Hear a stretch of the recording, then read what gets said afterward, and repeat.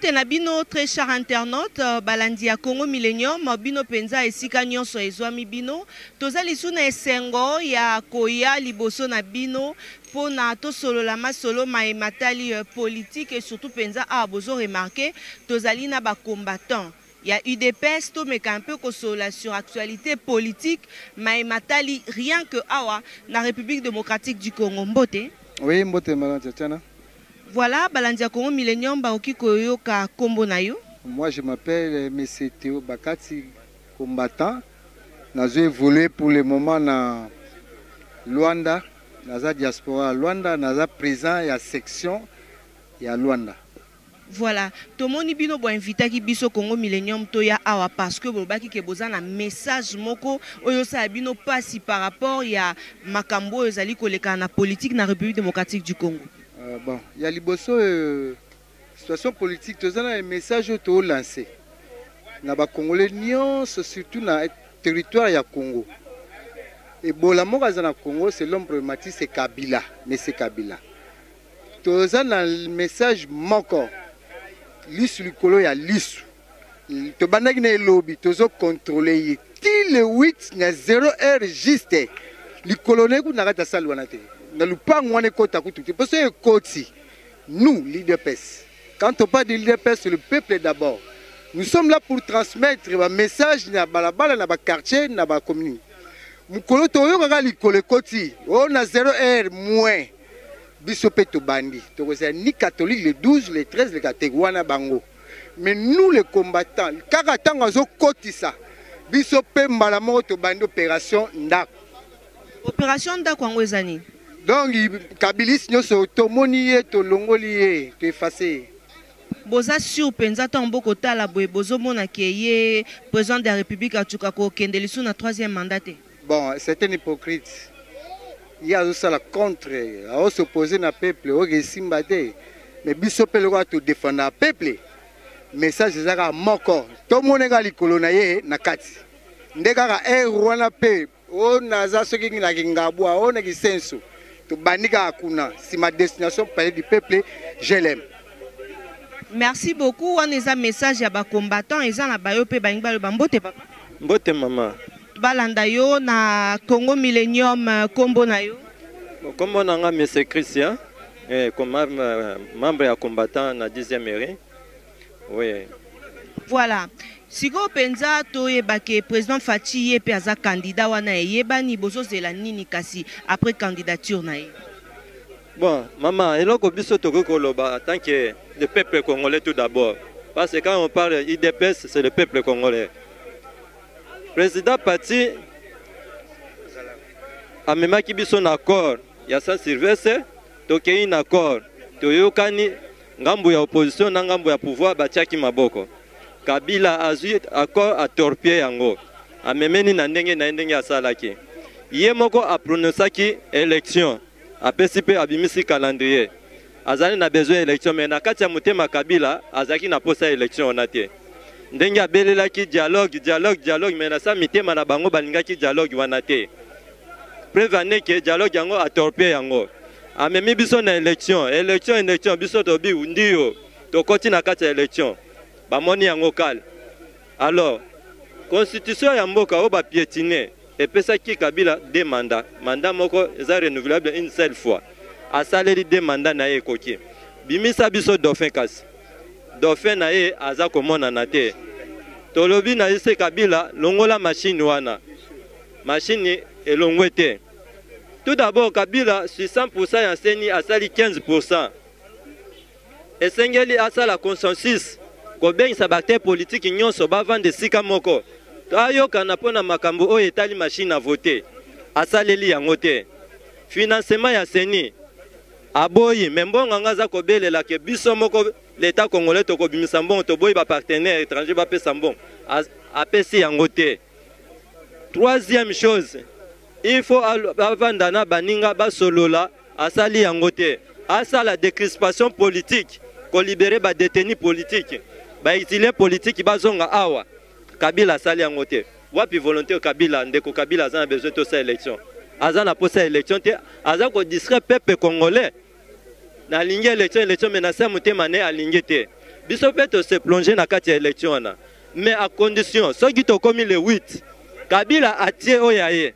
Ah ben assumer onyo se kokomela ye parce que bango bazaka pays souverain tout le monde a souveraineté en côté. Bon. Tango ya zako lo bandenge wana na ko respecter constitution. Biso pe to kanyi maboko. Toza ko zela. Liso likolo ya liso. Peuple congolais aste à la muki. Na souffrance nyonso peuple congolais azomona. Na lokuta ya zako kendo kokosa na kati ya palais du peuple devant le monde que to ya chômage et kiti na 15%. Donc tout le monde va employer ngo za na kati ya mboko to moni yango te. Peuple congolais toujours aza na souffrance nae. Mais ayeba ke muta souffrir azaka na kanda ya makasi koleka muta aza riche. Toza kozela le 8 ceux qui ont protégé vie na malamu. Le 8 abimisa biso dauphin atiana to kenene na élection. Mais ceux qui ont bien luka mobulo a komona yango petino na suka parce que chaque les choses à son temps. Reine na nzamba pesa ke pona 17 ans et koki a plié bagage nae abima akende na kimia. Mais ceux qui ont lobby que a s'entêter quand na pouvoir na mboko ba cette neto yebiete. Donc a relaxer biso sika ba cette ne baza biso to kendo kotike par force. Donc on a lingi par force a komona pe par force les jours wana. Message on a pesi azamuto ala ndantourage baza simana e wana te. Balia kana mobutu batindika bakenda batika na Maroc. Ala ndantourage ante ba mema Kabila le père bakenda batika ndenge pe bakozwaye bakokende kotika soki a santé. Bango bakenda batiki ye na CPI bango bazongi suko lia gâteau awa. Soki aza mayele na message on a pesi ala la réfléchir. Les 8 zanano abimisa dauphin nae. Mais ceux qui ont eu sentiment à miel.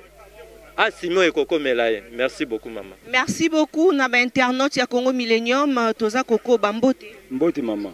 Ba okiko eba kombo na yo na balandi ya Congo Millennium. Kombo na ngai Davin Azuka. Davin Azuka, tomoni pe yo sengi malobate oloba par rapport ya maimatali politique na République démocratique du Congo ngo ebisa bisoni. Bon, na ba politique ezoleka oyo. Et aussi la passe mingi puisque Kabila a un bateau baza tout autour va travailler na Mobutu. C'est pour cela ba aider été. Conseil ngana opé ça y sora za mutamala mu atika pouvoir puisque Kabila na 2006 ba votara été. Malumalu mutanomara na ba minoritaire na bango soit disant majorité. Malumalu anomara. Tout arrivé en 2011 Ngoy Mulunda a nommé le sous-souna minoritaire na bango soi-disant majorité. Ya on a eu ça mais c'est Kabila. Biso to ba congolais. Biso to bandi lit o kala.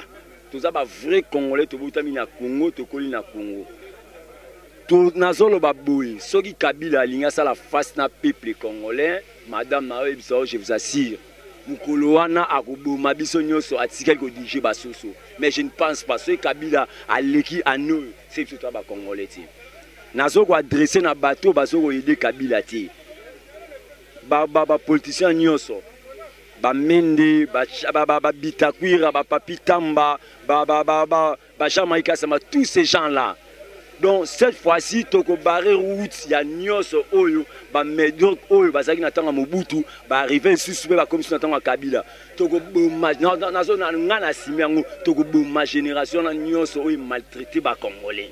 Pour tracer on a maltraité congolais toko ma génération là puisque ba o ba koya ba so maïli.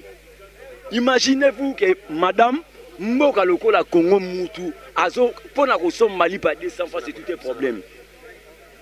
200 fois pas mutu so malipa na tongo a défi na pokwa ki. Et puis Kabila so ba ki na même so ba en place donc 15%.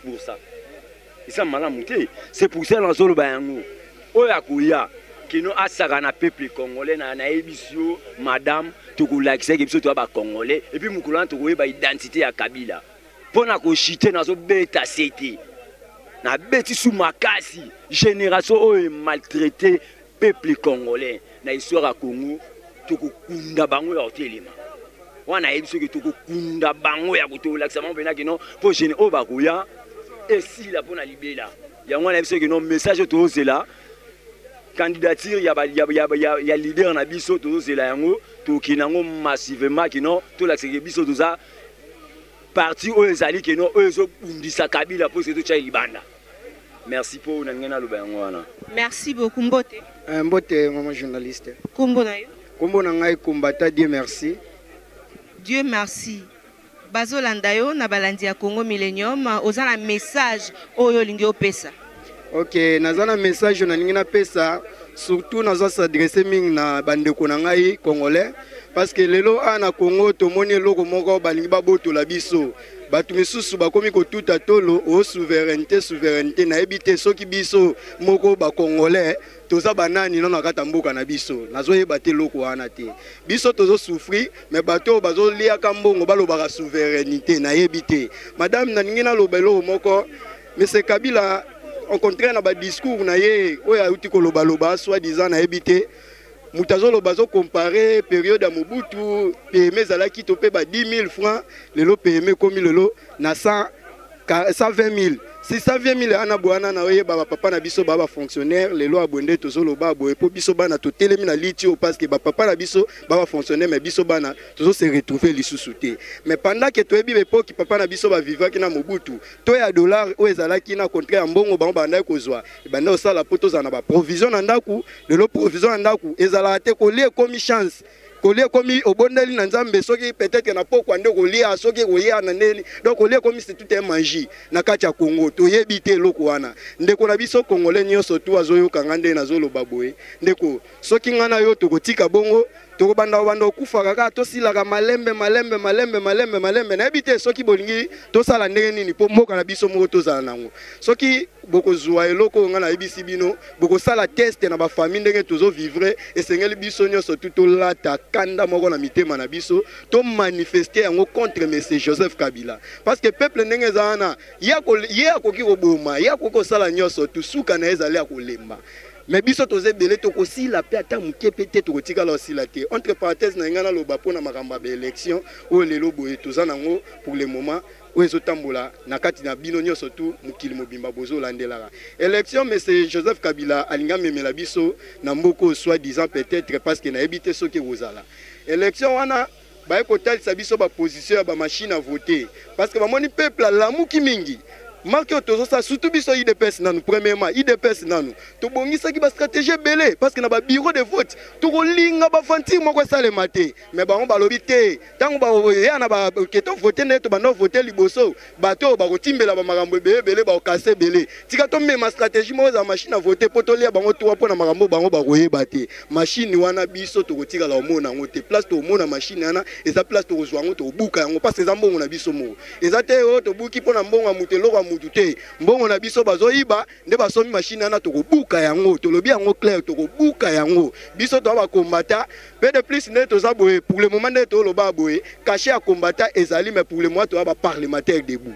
Tu vas parlementaire debout. Donc on ne blague pas avec les parlementaires debout. Parlementaire debout n'est IDPS kaka idéologie n'est IDPS pour nous servir ni peuple. Balobeli à peuple na ndenge ya solo, balobeli à peuple na vérité, balobeli à peuple pe na ko banga eloko moko te parce que ba misusu bazo banga soki abike alobi ba ko buka e place moko pa lia 10 francs zoli ate. To lia 10 francs mutute yango tozoka kanda na pe bandeko na biso bazo lia 10 francs mutute, toza na posa to lia mbongo ya mboka na biso ndenge longo bani selon mutu nyonso tu na mboka esenga se retrouver na musala ali aka bénéficiera o ezali richesse ya mboka na ye tozo bénéficier yango te madame monsieur Kabila asa biso ba ventir te candidature to bando tika ba présidentielle to bando tika yango bandi le 25 suka nango ezali le 8 mais le 8 wana to ane logo moko parce que to moni clarté Kabila to mona ba jeune ya mwa mike alinga sala eloko wana soki Kabila meki to mona eto pe na seni ata na biwa seni pamba to mona kaka ki batu na moko ba yaki na biwa seni soit disant to yebi de fait to yebi mutu moko te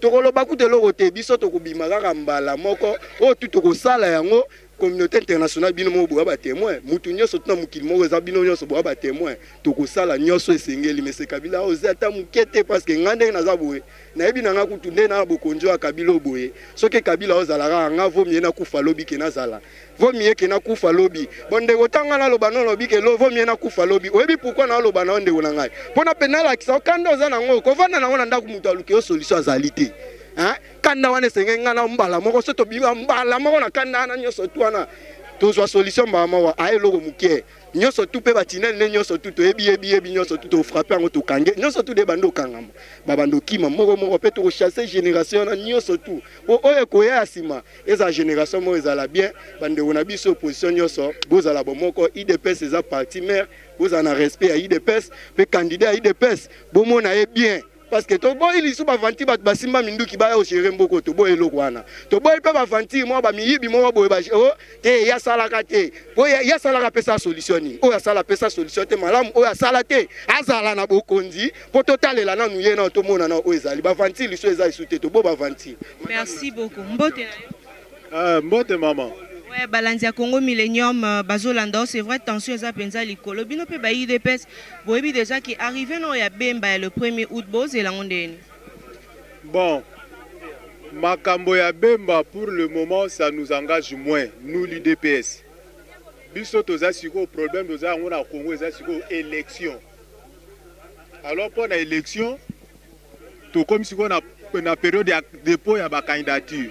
On a dépôt à candidature wana ba bureau fungwamba kilobi tozo zela ba candidat ba ko déposer ba candidature na bango. Or pendant élection, il faut ba moyen nyonso ezala disposer. Tout est ko sala des élections précédentes na 2006 et puis na 2011. Na moment oyo ba matériel nyonso tout ya élection ezala qui déjà prêt. Bon, merci madame, je disais ceci en ce qui concerne Jean-Pierre Bemba. Jean-Pierre Bemba, c'est quelqu'un qui avait la confiance du peuple congolais en 2006. En politique, on dit la diplomatie et la pression populaire. Quand il y a la diplomatie, il faut qu'il y ait aussi la pression populaire. Ce qui pression populaire, c'est la diplomatie pesala. En 2006, parce que Tshisekedi, Azala qui était parmi les candidats présidentiels, tu peux ça qui confiance, il a vu ce pas à Bemba en 2006. Bemba a trahi le peuple congolais. Bemba avait la confiance du peuple congolais.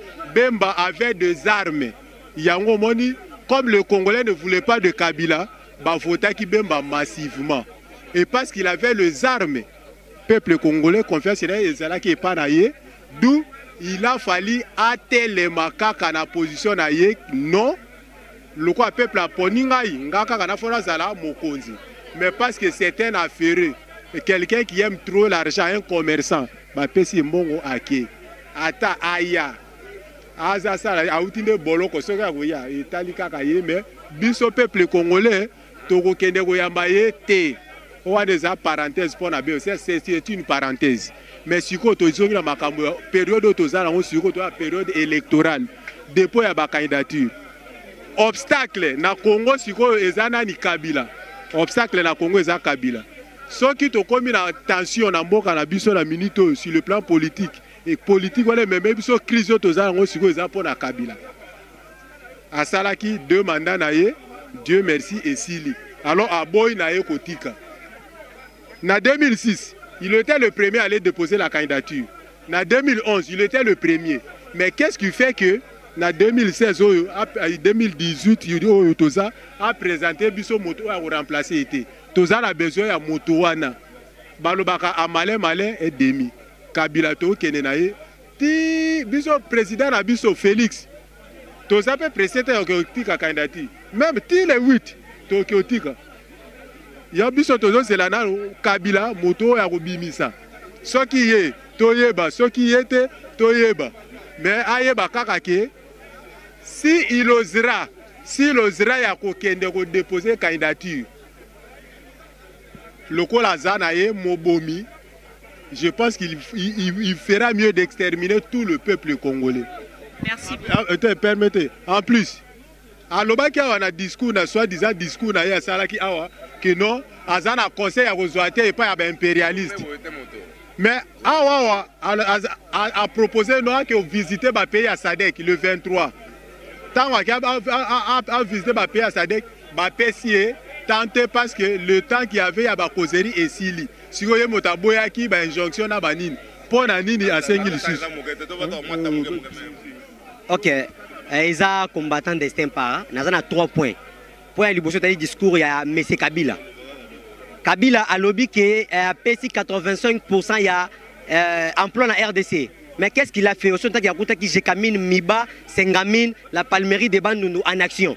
Les lots est par terre. Société Nini est engagée à 85%. Discours sur Comélio Messier. Avant le bango, il faut autant. Point Liboso. Yami Balé n'a benda. Quand il y a majorité présidente FCC wana, Mato, il va y avoir qu'opposer candidature à IDPS et la question que nous sommes oui avec la machine à voter. Non, toujours postuler parce que c'est notre droit et notre devoir. Toujours postuler pour accompagner notre président Félix Antoine Tshisekedi Tshilombo dans l'élection de 2018. Na kei na point oyo était le remplacement il y a rapporteur il y a IDPS. Mais c'est Kalamba. On s'attacher beaucoup plus na Oben Minaku pour na freiner IDPS dans remplacement na yo. Yeba ke oza membre IDPS T. IDPS a ses députés na katia parlement.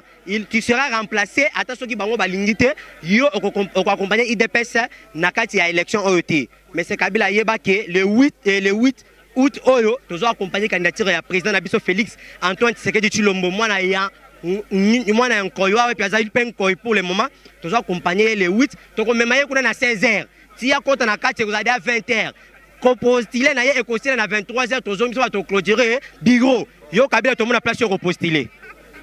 Merci beaucoup, on continue. Bonjour maman. Voilà un mot de la fin parce que aussi tu commis déjà na souka message na yo.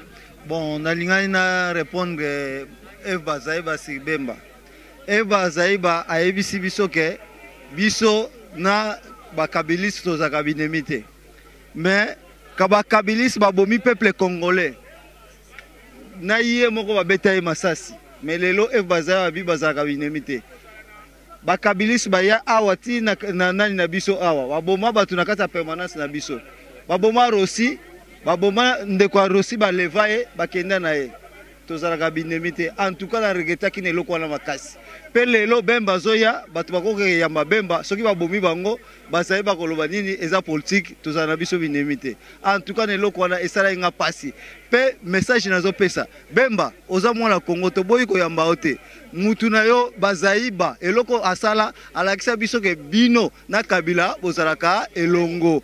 Bino na Kabila bozalaka elongo. En tout cas tokoya ko yamba yo te. Merci beaucoup. Salam piaka donc en tout cas muto yamba ye azana été pour peuple wa zanfité ayeba donc wa ibite ke ayeba dake ndeza wana mbemba asali biso mabebele donc to ke ndo kumisa muto asali biso mabete bofana mina banda ku jour ya roya aya ye moko te comme na mboka puisque akota prison pour na makambo Congo te akota prison pour na makambo Centrafrique basala ko na patase pese mbongo wana chaka na compte na ye apesa peuple congolais te soka bimi na prison abimi pour la cause ya mambo Congo te donc etali biso te no yamba ye peuple o basala na cité bazo comprendre makambo te bo comprendre unité na ko ya muto mako wana vous savez me bofana banda ko na bino en tout cas wana na olobango yango wana. Merci beaucoup mbote na mbote ndeko nanga. Ouais, balandi au bazolanda na Congo Millennium en direct soko pesa message moko par rapport ya IDPS. Par rapport à IDPS, on a un message pour la candidature à président Nabiso. On a un message dans la Balé, on a un peuple congolais sur les Cambo et autres Jean-Pierre Mbemba de MLC. Après, deuxième point, on a un Cambo et Tali, Kabila pour postuler à Kabila ou soit pour faire à Kabila. Biso IDPS, tous les partis moko au peuple congolais et autres là. Donc, biso IDPS, tous les makambo to proposer peuple congolais pour avancer ya mboka na biso. Mamni. Bumu ndenge démocratie, le progrès social et l'état des droits. Na bidja na biso nanu to tikala jamais ko présenter loko moko te, pe nanu to tikala jamais ko na pouvoir pour to avancer ba propos na biso na makambo na biso. Na wa etali candidature ya président na biso. Tous après pour notre que président Nabiso. Pena ko kende président Nabiso et l'axamité que ton nimi machine à voter. To kende jamais na machine à voter na mboka oyo. Nanga ko imposer bisote, Kabila ko imposer bisote. Kabila ye mutu alobi ke biso peuple congolais to ponier. Mais tozo yebisa Kabila. 2005 Suisse ezala ki biso to pona kiote. Autriche ki 2011 même. Mais 2016 oyo 2018 oyo to kende na likolo na yo. Ok, droite, tu connais na droite. Si tu connais ko kangayo na esika yo moko otie piège na yo moko ko kangayo moko. Acha na lito na ayebake ko postule na biso eza ko ndima machine ya voter te. Donc na wa etali ko ya Jean-Pierre Bemba. Jean-Pierre Bemba ayeba bien que denga atikaki Congo wana après 10 ans Congo eza lisusu ndenge wana te. Atikaki constitution na bango oyo Kabila komi ko djembela. Ayeba ke constitution wana na minute oyo Kabila ye moko elukeli ngambu. Ayeba lisusu ke Etienne Tshisekedi wa Mulumba atikeli biso accord historique. Oyo bazo benga ngo accord royal le 31 décembre 2016. Tozo kene na accord wango wana. Kabila a dévié yango. Ayeba ke ko dévié Kabila accord et silité que Kabila a manipulé le peuple congolais. Alors que ndenge tozalaka naïf wana mais toza naïf te. Tozo yebisa ke ti nasuka ya dépôt ya candidature. Soki to monika Kabila postulé. Nazolo banta ke peuple congolais. Soki ngamoko.